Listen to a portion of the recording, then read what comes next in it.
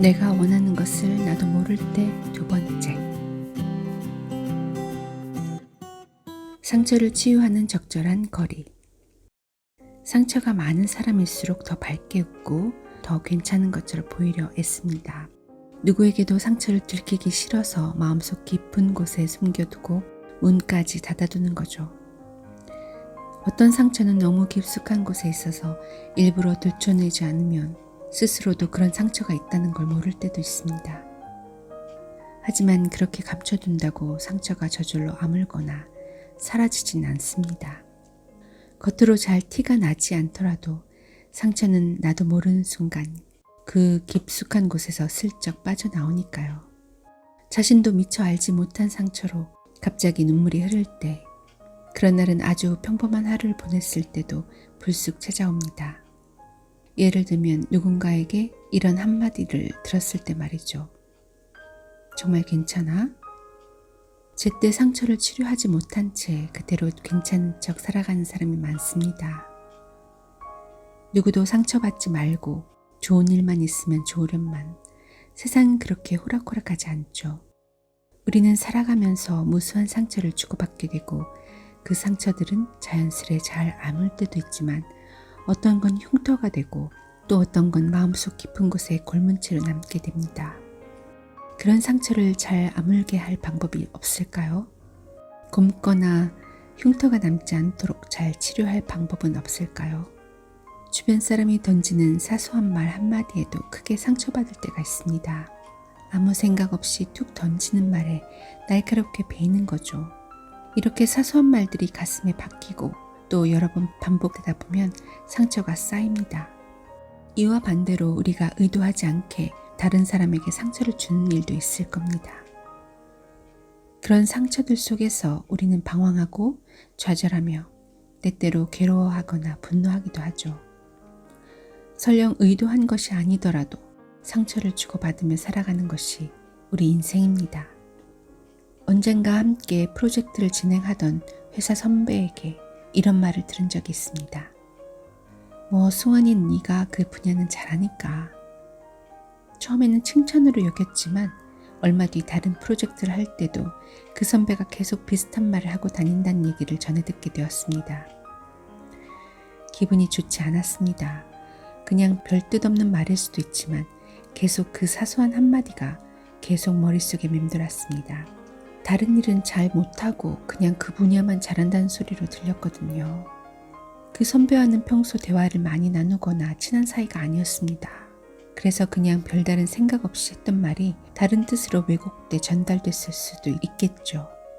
하지만 친하든 그렇지 않든 말과 행동을 조심하면서 적절한 거리를 유지하는 게 필요합니다.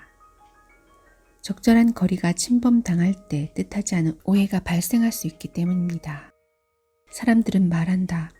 사람 사이에 느껴지는 거리가 싫다고. 하지만 나는 사람과 사람 사이에도 적당한 간격이 필요하다고 생각한다. 사람에게는 저마다 오로지 혼자 가꾸어야 할 자기 세계가 있기 때문이다. 또한 떨어져 있어서 빈 채로 있는 그 여백으로 인해 서로 애틋하게 그리워할 수 있게 된다. 구속하듯 구속하지 않는 것, 그것을 위해 서로 그리울 정도의 간격을 유지하는 일은 정말 사랑하는 사이일수록 필요하다. 너무 가까이 다가가서 상처 주지 않는, 그러면서도 서로의 존재를 늘 느끼고 바라볼 수 있는 그 정도의 간격을 유지하는 지혜가 필요한 것이다. 나는 나무들이 올곧게 잘 자라는 데 필요한 이 간격을 그리움의 간격이라고 부른다. 서로의 체온을 느끼고 바라볼 수 있지만 절대 간섭하거나 구속할 수 없는 거리. 그래서 서로 그리워할 수밖에 없는 거리. 우종영 작가의 에세이 나는 나무처럼 살고 싶다의 한 구절입니다. 사람에게 상처를 받거나 상처를 주게 될 때 저는 이 문장을 되새기며 관계의 적절한 거리에 대해 고민합니다. 사람 사이의 관계와 거리를 인류학자 에드워드 홀은 개체 공간이라는 개념으로 설명했습니다. 모든 개체는 자신의 주변에 일정한 공간을 필요로 하고 다른 개체가 그 안에 들어오면 긴장과 위협을 느낀다고 합니다. 가족과는 20cm, 친구와는 46cm, 회사 동료와는 1.2m 정도의 거리가 있을 때 안정감을 느낀다는 것이죠. 이는 단지 물리적 거리만 말하는 게 아니라 정신적 거리도 포함합니다. 아무리 친한 관계라 하더라도 적절한 거리는 필요하죠. 가까운 사이라고 함부로 그 거리를 침범하면 안 됩니다. 우리에겐 저마다 자기만의 세계가 있습니다. 정말 아끼고 사랑한 사람이 곁에 있어도 가끔은 오로지 혼자 힘으로 자기만의 세계를 돌볼 필요가 있죠. 나무나 꽃이 올곧게 자라는 데에도 적절한 간격이 필요한 것처럼 우리에게도 그리움의 간격이 필요합니다. 그 적당한 거리를 존중함으로써 사랑하는 사람을 아끼며 더욱 애틋해할 수도 있고 우리 역시 좋은 모습으로 성장할 수 있습니다. 앞서 살펴본 우종영 작가의 글은 바로 이러한 깨달음을 전합니다. 제목처럼 나무와 사람에 대해 다루고 있는 책으로 따뜻한 통찰이 느껴지는 문장이 많죠. 물론 작가 개인의 삶은 평탄하지 않았습니다. 생명이라는 한계에 부딪혀 천문학자라는 꿈을 접어야 했고 오랜 기간 방황했습니다. 그렇게 절망 속에서 산에 올라 죽음까지 생각했을 때 그에게 깨달음을 준 것이 바로 어떤 모진 날씨에도 굳건하게 제자리를 지키고 서 있는 나무의 존재였습니다. 이렇게 상처와 아픔 속에서 피어난 글이기에 독자의 마음에 더 크게 와닿는 것이겠죠. 이렇듯 살면서 가장 상처받고 힘겨운 순간에 진심으로 위로가 되는 문장이 있습니다.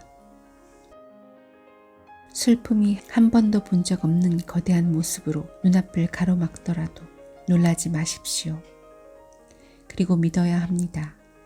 삶이 당신을 잊지 않았다는 것을, 당신의 손을 꼭 잡고 있다는 것을, 결코 그 손을 놓지 않으리라는 것을. 독일 시인 라이너 마리아 릴케가 쓴 젊은 시인에게 보내는 편지의 일부입니다. 이 책은 릴케가 후배인 카푸스에게 보낸 편지를 모은 것으로 글쓰기와 삶에 대한 통찰이 가득 담겨 있습니다. 저는 이 문장을 읽고 마치 릴케가 우리에게 이렇게 말하는 것처럼 느꼈습니다. 길고 긴 우리 인생에서 지금의 상처는 아주 잠깐이고 얼마든지 치유될 수 있다고 말이죠. 나를 믿어주는 누군가가 늘 곁에 있다면 더 좋겠지만 설령 그런 사람이 지금 없다고 하더라도 스스로 충분히 괜찮은 사람이고 너무도 소중하고 귀한 사람이라고 생각해야 합니다. 지금의 아프고 시린 상처도 얼마든지 극복할 수 있다고 믿어야 합니다. 내 삶만큼은 언제나 나를 응원하고 있다는 사실을 잊지 않으면서요. 이런 메시지를 전하는 시 한 편을 감상해 보겠습니다. 김종삼 시인의 어부입니다. 바닷가에 메어둔 작은 고깃배, 날마다 출렁거린다. 풍랑에 뒤집힐 때도 있다. 멀리 노를 저어 나가서 해밍웨이의 바다와 노인이 되어서 중얼거리려고. 살아온 기적이 살아갈 기적이 된다고. 사노라면 많은 기쁨이 있다고. 우리는 때로 스스로 상처를 입기도 합니다. 자기를 평가하는 기준을 너무 높게 세울 때가 그렇죠. 실제로는 충분히 잘하고 있는데도 스스로 평가절하하거나 자존감이 떨어진 나머지 상대에게 자신을 한없이 낮추는 것이죠. 내가 나를 충분히 사랑해줘도 모자란데 그러지 못하고 질책만 한다면 얼마나 큰 상처가 될까요?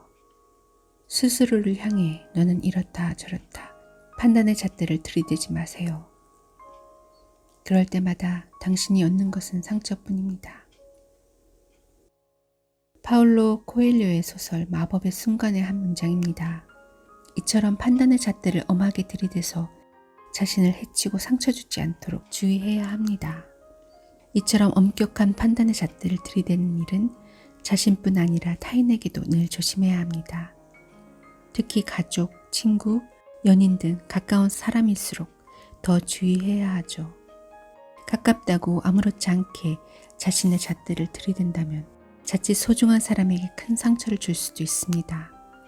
당연한 말이겠지만 우리에게 필요한 건 상처를 주는 관계가 아니라 힘이 되어주고 사랑하고 위로해줄 수 있는 관계입니다. 그렇게 서로를 위로할 수 있다면 우리는 홀로 아파하고 괴로워하는 대신 더욱 단단한 관계들로 상처를 치유하고 삶을 보다 아름답게 꾸며나갈 수 있겠죠. 상처에 대한 이야기를 마무리하며 앞서 소개한 젊은 시인에게 보내는 편지에 또 다른 문장을 선물해 드리려고 합니다. 상처받는 것을 너무 두려워하거나 아파하지 말고 반대로 상처를 주더라도 자책하는 대신 성찰을 하면서 마음을 어루만져 나가기를. 그러기에 저는 제가 할 수 있는 한 당신께 이런 부탁을 드리고 싶습니다. 그것은 다름이 아니라 당신의 가슴 속에 풀리지 않은 채로 있는 문제들에 대해서 인내심을 갖고 대하라는 것과 그 문제들 자체를 굳게 닫힌 방이나 지극히 낯선 말로 쓰인 책처럼 사랑하려고 노력하라는 것입니다.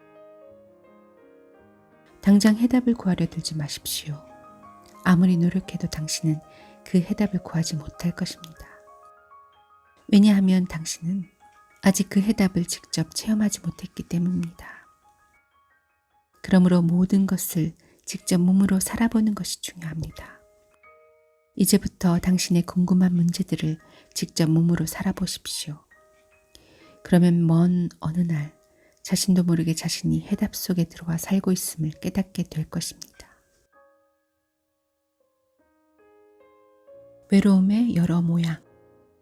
겨울이 깊어갈수록 왠지 모를 쓸쓸함도 커져갑니다. 풍성했던 초록빛 잎이 하나둘 떨어지고 가지만 남은 앙상한 가로수들을 보고 있으면 온몸의 온기도 같이 빠져나간 기분이 들죠. 추운 날씨 탓에 몸을 웅크리고 다녀서일까요? 사람들과의 거리도 더 멀게 느껴집니다. 그래서인지 겨울에는 춥다는 말만큼이나 외롭다는 말을 더 자주 내뱉게 되는 것 같습니다. 언제부터인지 사람들이 제 곁에 오래 머물지 않고 다들 떠나간다는 생각이 부쩍 잦아졌습니다. 여러 사람이 손때만 묻히고 금방 내려놓은 책처럼 제 마음 한구석도 어둡게 때가 탄 것 같았죠. 예전에는 사람들에게 먼저 다가가 저라는 책을 펼쳐 보이곤 했습니다. 마음을 털어놓고 깊은 진심을 보여주려 했어요. 누군가와 깊게 연결되고 싶었고 속마음을 나누고 싶었습니다. 외동아들이라 남들보다 더 외로움을 많이 타서 그런 걸까요? 하지만 속마음까지 털어놓는 걸 부담스러워하며 멀어진 사람도 있었고 가까운 사람과 오해가 생겨 사이가 틀어지는 일도 있었습니다. 제 입장과 행동이 늘 옳진 않았겠죠. 사람마다 가치관과 생각이 다르고 때로는 오해도 있었을 겁니다. 한때 아주 가까웠으나 이제 다시는 보지 않게 된 사람, 기억에서도 어렴풋하게 희미해진 사람을 생각하면 가끔 허전해집니다. 저란 사람에게 문제가 있어서 결국 누구와도 멀어질 수밖에 없는 걸까요? 아마 이런 기분을 느낀 사람이 저 혼자만은 아니겠죠. 밤에 혼자 있을 때, 가까웠던 사람과 문득 거리감이 들 때, 또는 스스로 어디에도 속하지 못한다고 느끼거나 힘들어도 의지할 누군가가 생각나지 않을 때 우리는 한없이 외로워집니다. 이렇듯 외로움의 원인이 너무도 다양해서 우리는 시시때때로 외로움을 느끼는 건지도 모르겠습니다. 혹시 그런 말을 들어보셨나요? 만약 지금 외롭다면 그보다 더 격하게 외로워질 때야 비로소 그 외로움을 잊을 수 있다는 말을요. 허수경 시인의 에세이 너 없이 걸었다는 이러한 깊은 외로움을 다음과 같은 아름다운 문장으로 표현합니다. 이 도시에서 나는 혼자 걸어다니는 이방인이었다. 오랫동안 몸없는 유령이라는 생각도 들었다. 내 도시들은 비행기로 10시간가량 떨어진 곳에 있었다. 낯섦을 견뎌내는 길은 걷는 것 말곤 없었다. 걷다가 마침내 익숙해질 때까지 살아낼 수밖에 없었다. 머나먼 이국 땅에서 평생 고향을 그리워한 시인의 마음이 느껴지는 문장입니다. 이 문장에서 저는 저 자신의 모습을 떠올리기도 했고 저 혼자만 외로움을 느끼는 것이 아니라는 생각에 잠시나마 외로움을 덜 수 있었습니다. 백석 시인도 흰바람 벽이 있어 라는 시에 이런 감정을 잘 담아냈는데 여기서 그 일부를 살펴보겠습니다. 하늘이 이 세상을 내일 적에 그가 가장 귀해하고 사랑하는 것들은 모두 가난하고 외롭고 높고 쓸쓸하니 그리고 언제나 넘치는 사랑과 슬픔 속에 살도록 만드신 것이다. 초생달과 바구지꽃과 짝새와 당나귀가 그러하듯이, 그리고 또 프랑시스 잼과 도연명과 라이너 마리아 릴케가 그러하듯이, 하늘로부터 사랑받는 것들이 오히려 가난하고 외롭고 높고 쓸쓸하니, 그리고 언제나 넘치는 사랑과 슬픔 속에 살도록 만들어졌다는 시인의 이 말은 결국 세상 어느 누구도 외로움을 피할 수 없다는 진실을 말하고 있습니다. 심지어 혼자 있을 때뿐 아니라 여러 사람과 함께 어울릴 때도 외로움은 불쑥 찾아와요. 소속감을 느끼지 못하거나 대화의 공감대를 찾지 못해 소외감을 느낄 때 외로워지는 거죠. 또한 오늘날 우리는 하루에도 수많은 사람과 연락을 주고받습니다. 하지만 관계로 인한 외로움은 오히려 더 깊어졌죠. SNS 친구는 수백, 수천, 수만 명에 달하지만 실제로 만나서 대화를 나누는 일은 오히려 줄어들었고, 이웃 사촌이라는 말은 이미 오래전에 사전에서나 찾을 수 있는 말이 됐습니다. 그렇다면 우리는 이런 외로움을 어떻게 극복할 수 있을까요? 저의 개인적인 방법을 말씀드리면, 저는 외로울 때 책을 읽습니다. 책을 읽는 일이 외로움 자체를 완전히 없앨 순 없지만 적어도 내가 느끼는 감정을 다른 누군가도 느끼고 있다는 위안을 얻게 되죠. 모든 사람이 일정 부분 외로움을 안고 살아갈 수밖에 없다는 생각이 들면 왠지 외로움이 저를 위로해 주는 듯한 기분이 듭니다.